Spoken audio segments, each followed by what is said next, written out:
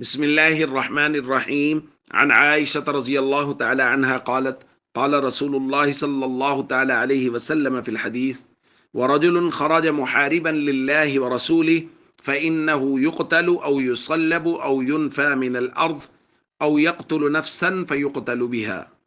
رواہ ابو داود. سیدہ عائشہ رضی اللہ تعالیٰ عنہ بیان فرماتی ہیں کہ نبی کریم صلی اللہ علیہ وسلم نے ان لوگوں کا تذکرہ کیا جن لوگوں کو قتل کرنا حکومت وقت کی ذمہ داریوں میں شامل ہے. ان میں سے حضور نے ایسے شخص کا ذکر کیا جو خرجہ محاربا للہ و رسول، جو اللہ اور اس کے رسول کے ساتھ جنگ کرتے ہوئے نکلا ہے. بعض روایات میں وہ زمین میں فساد کرتے ہوئے نکلا ہے، یعنی وہ ڈکیتی وغیرہ کر رہا ہے. تو اس کے بارے میں حکم کیا ہے؟ اس کو قتل کیا جائے گا، یا اس کو سولی لٹکایا جائے گا، یا اس کو جلا وطن کر دیا جائے گا. اور اگر وہ ڈکیتی کے درمیان کسی کو قتل کرتا ہے تو بدلے میں اس کو قتل کر دیا جائے گا.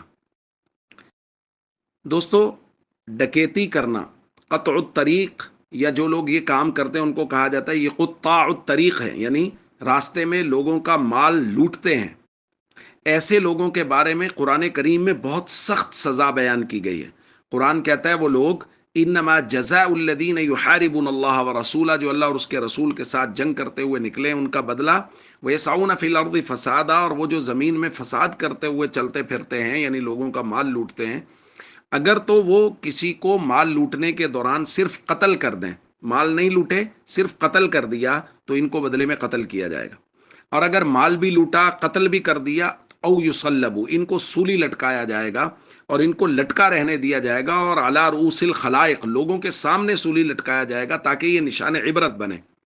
اور تیسری صورت یہ ہے کہ انہوں نے کسی کو قتل نہیں کیا، صرف لوگوں کا مال لوٹ کے لے گئے ہیں، تو یہ چونکہ ایک دہشت پھیلا رہے ہیں، اس لیے ان کی دہشت کو ختم کرنے کے لیے او تقطع ایدیہم وارجلہم من خلاف او ينفوا من الارض، کہ ان کے ہاتھ اور پاؤں کو خلاف سے کاٹ دیا جائے گا، یعنی ایک ہاتھ کو اور ایک پاؤں کو کاٹ دیا جائے گا.